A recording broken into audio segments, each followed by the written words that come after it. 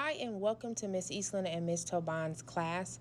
What you're going to watch is a video that we use today to kind of take the kids to navigate the programs and stuff we've been practicing on since the beginning of the year.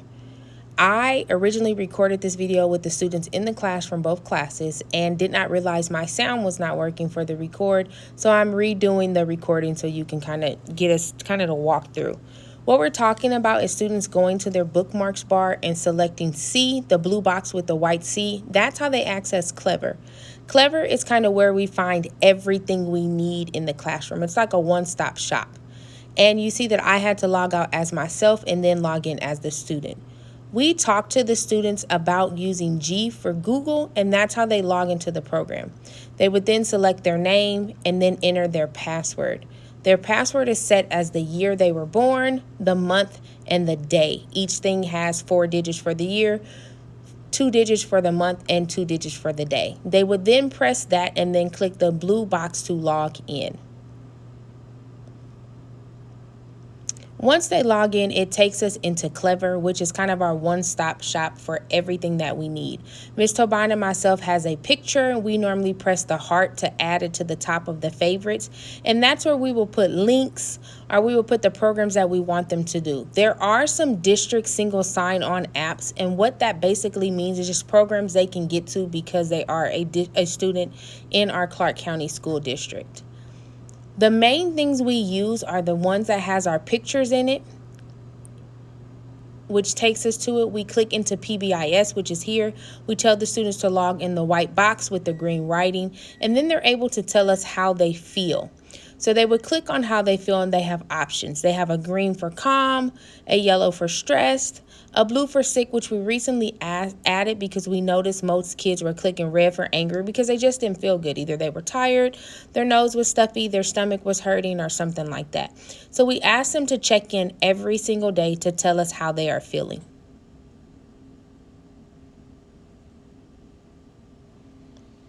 And we talk about it.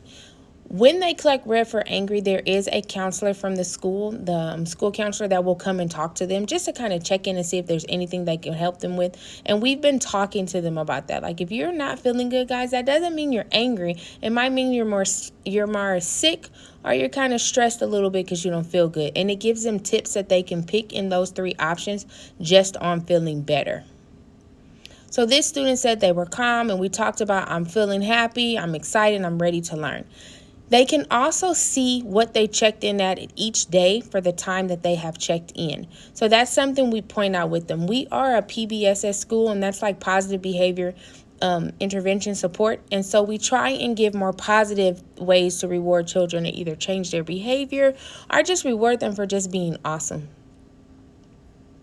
The PBIS app has a black background with a red, yellow, and green dot, and they know we tell them they need to check in there. So you see some other programs that they have on there. Again, Canvas is one we'll go in towards the later of the video. And when they click in, we talk to them about what they're able to use. Savvis Easy Bridge, which has gray writing and blue writing, that is the program that they use to access their reading and their math curriculum. Extra Math we use every day in math for them to practice their fact fluency. They can do that on the weekends and at home for homework. ABC Mouse is something they're able to work in for homework or on Fun Fridays. Smarty Ants is another great program.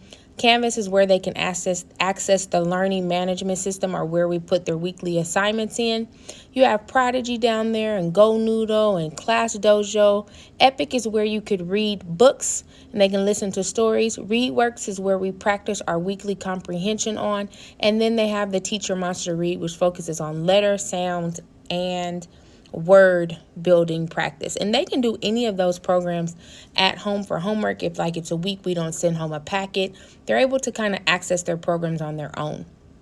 We're going to go into a little bit of our Savvis Easy Bridge, which is our classroom curriculum where we find our reading and our math. Again, it has gray writing with blue writing.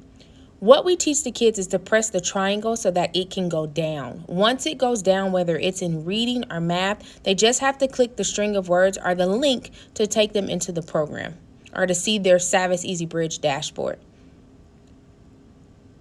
The Savvis Easy Bridge has 4 different things just because sometimes it doesn't connect and we have to go in and add other kids to assignments. But the basis of that is what we're working on or what we're teaching for the week. For math, they have a quick check, which is like a quick check into what they understood that we taught in class that day. And they are to complete that after we finish our lesson. And so you'll see it assigned by days. You notice some things that say in progress, not started. Anything in progress or not started means they haven't turned it in. The key to having students turn it in is to click the black turn in button after they've participated in the assignment. If they turn it in without doing anything in it, it's going to send it in with the 0. It's not going to give any credit for it. So they want to click the assignment and they can click the arrows and navigate through the next thing and participate in it, whether it's listening to the story, whether it's going in and taking one of their tests at the end of the unit. Any of those things, they use the arrows to click through.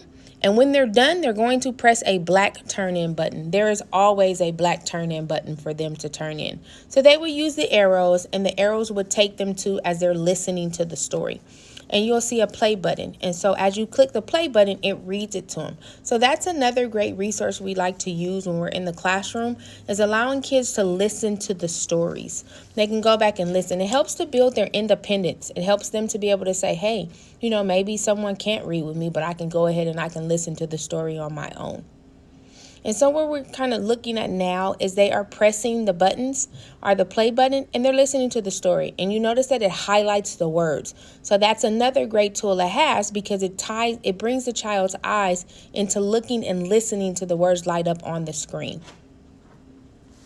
Are they good?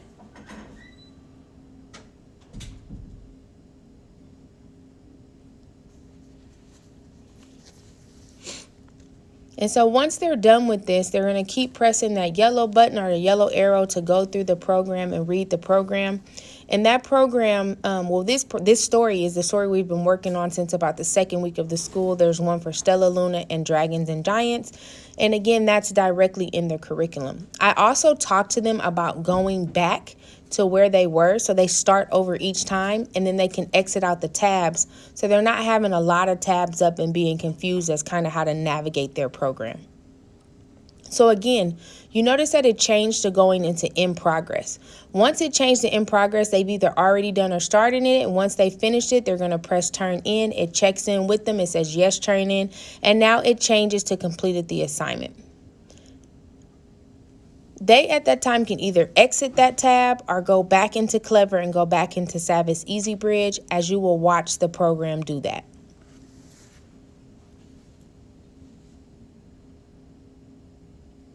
And so you always see me go back and start back at Clever, which is my starting point, and close out any additional tabs. And I have that thing. And the video will show you going through it again. And I'm talking to the classroom as they're doing this. So again, they press the triangle, it goes down. They're able to press on the small letters of words at the bottom of the kind of the subject that they're going in. And then they can press that link. It takes them right back into their program. And Ms. Tobon and myself normally update this over the weekend so that we know what we're teaching for the following week. But that's good because if your child is absent, guess what? You can go into the program and you can know what they learned for the day. So every child's dashboard looks like this. When there's things, again, that are in progress, that just means they need to go in and turn it in and kind of complete the work as it comes up. They're able to check their grades by clicking the links at the top. So you see home, which takes them to the 4 different colors. You see browse, which allows them to browse the program. You see classes, which shows them, and you also they can go in and look at their grades. And it tells them at the bottom, like, number of assignments that were completed, and their grades are on there. So if you want to look at how they're scoring in a particular subject, you can go ahead and look there. Each program assigns them additional work. Like if they've turned it in and they didn't do well, automatically some practice will come up for them to go through the lesson again and practice.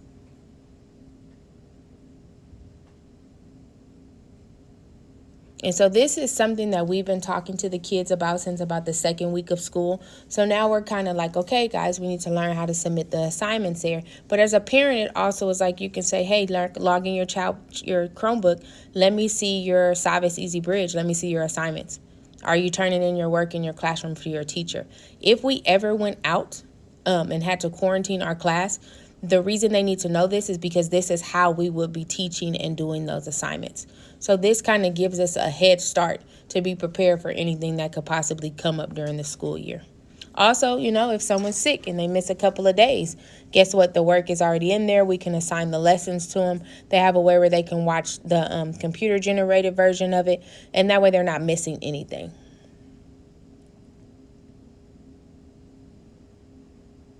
And here we're actually going through some reteaching problem, again, in our math curriculum. The same concept. You see the black Turn It In button at the top right-hand corner. So you have that information in there as well.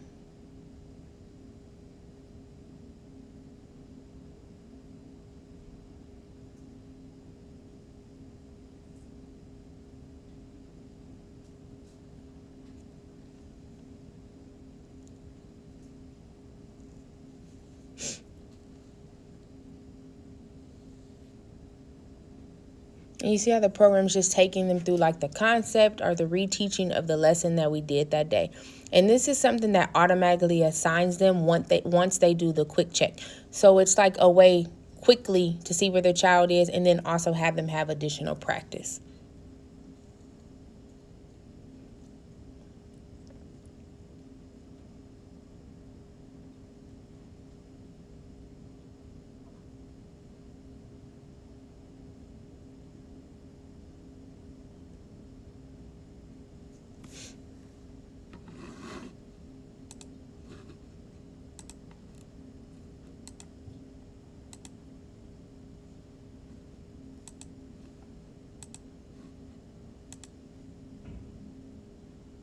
And I normally tell my kids that good readers read things more than 3 times. And the same thing goes for when they're even doing that reteaching. Watch the video a couple of times before they, again, click the back button to turn it in.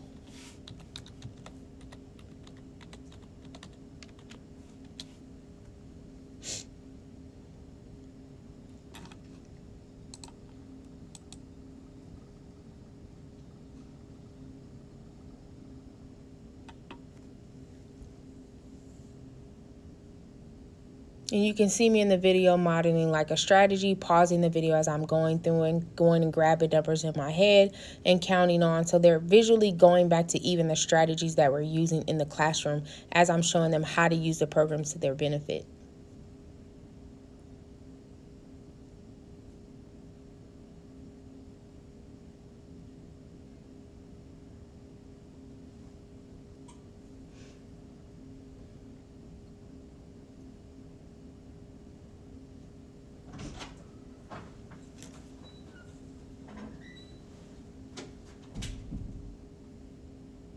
And again, when I go to turn it in, you see the black Turn It In button come up on my screen.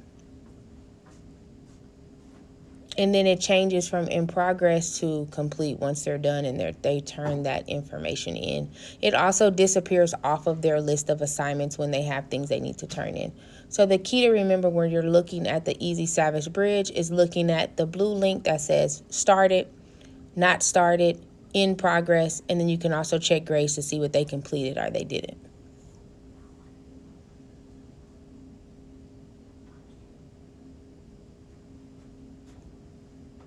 Another thing that we use in our classroom is Canvas. That is our learning management system. The whole district uses it. Last year, if you remember, when we were on quarantine, we used Google Classroom. We're not able to use Google Classroom anymore. So everybody in the district from pre-K all the way to 12th grade is using Canvas, and that is inside of Clever. As a single sign, it has a red circle with white shapes into it. A lot of things what we use when we go in our week at a glance, which you saw me put in, their schedules listed up there, the ways to contact the teachers listed up there, but that's just so you know like which lessons we're teaching and where we are. Sometimes it does talk to Clever, but Ms. Taban and myself have noticed that it's not recording their work. So we've been telling them to log in to Canvas to see what you need to do and then go into Savvis Easy Bridge to connect your work. I hope that this video was helpful, and feel free to reach out if you have any questions.